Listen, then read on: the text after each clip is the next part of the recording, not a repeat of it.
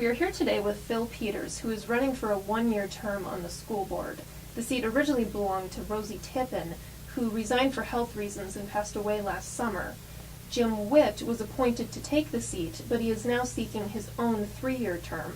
Therefore, 1 year of Tippin's seat remains, which Phil Peters is running for. So welcome today, Phil. Thank you. It's a pleasure to be here. Good.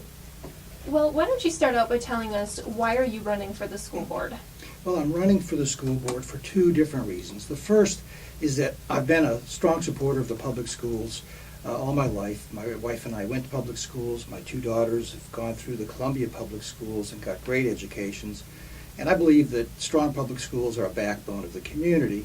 As a result, I've been a little disheartened that some of the luster seems to have come off the fine public school system in Columbia over the last few years, and I'd like to be a part of rebuilding that. The second reason is that the data we see from the national and federal accountability tests suggests that there are a good number of students in our schools who are high risk of not learning to read and write well before they graduate, and we need to do better with that because the health of Columbia as a community will require that all of our young people be ready to take responsible jobs, lead us into the future. Mm-hmm. What do you think is the school district's biggest strength? Well, its biggest strength, I think, is the community which really supports public education. Behind that would be a solid group of very fine teachers. And I guess you perhaps touched on this already, but what do you think is the school district's biggest weakness? Well, I think that the school district has to do better financial planning. We're going to be in lean times for some time to come, and I think in the past we probably assumed that when we needed money, the public would give it, and the public will require us now to show they're getting maximum bang for the buck. That means that the district has to move, and I know it's already starting to do this, towards more use of evidence. What works in other locations? What gives the biggest response in terms of student learning? If we pick those proven programs, we'll spend our money most wisely, and our kids will be ready to compete with Singapore and Finland and the other global competitors they're going to need to compete with. Mm-hmm. A $120 million bond issue will be on the election ballot to construct a new high school and a new elementary school, to acquire technology, and to make building updates, including new gyms at Rockbridge and Hickman. How necessary do you think it is for voters to approve this? I'm a supporter of the bond initiative, and in fact, the more I learn about it, the stronger my support is. Columbia is a growing community, and we simply need to have classrooms for the children who are part of that growth. If we want to be a first-rate public school system, we need to have classrooms that are equipped and ready to handle those students. We already have over 1,000 kids in trailers. This initiative will cut that number down significantly, and it will prepare us for the future. I think also it's a great time to be investing because we're going to get low interest rates, low construction costs. And finally, I've been very impressed that the new superintendent has shown a lot of frugality in cutting down the amount that will be spent on the new high school so that he can get an extra elementary school out of the same amount and repair the old buildings, because we have some fine 100-year-old buildings, but they need to be kept up if we're going to be able to use them in the future. Mm-hmm.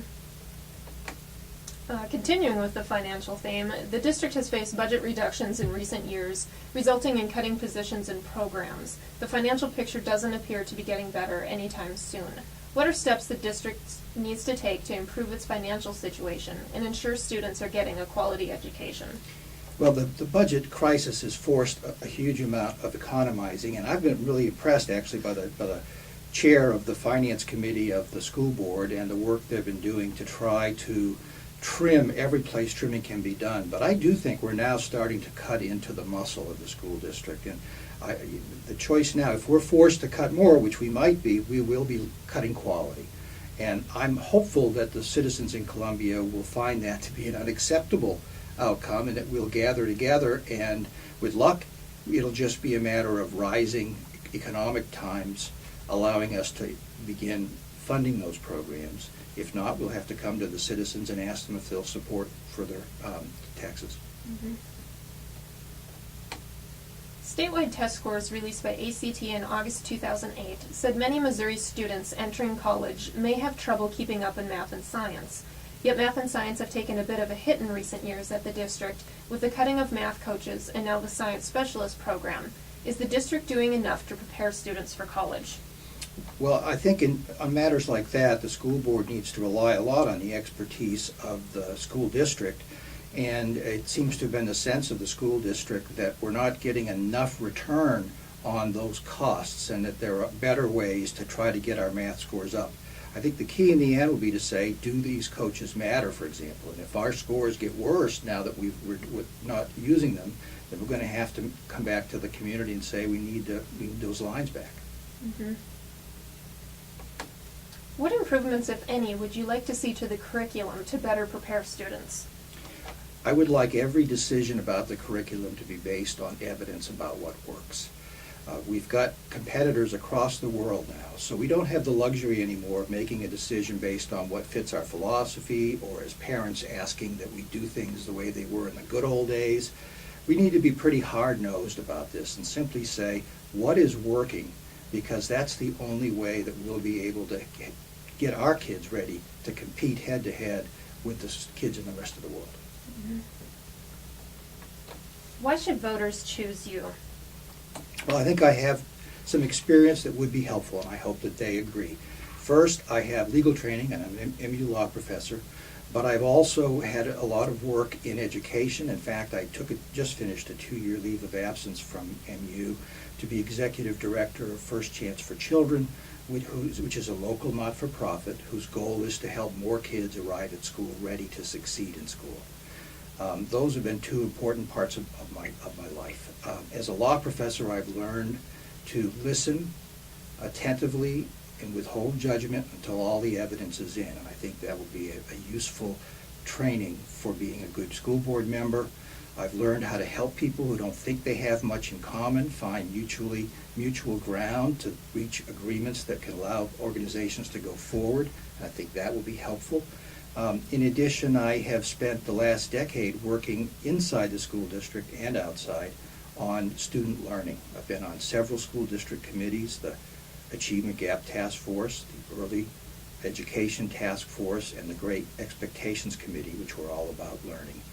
And then this fall, I've had the honor of being asked to serve on the steering committee for the school district's 5-year strategic plan.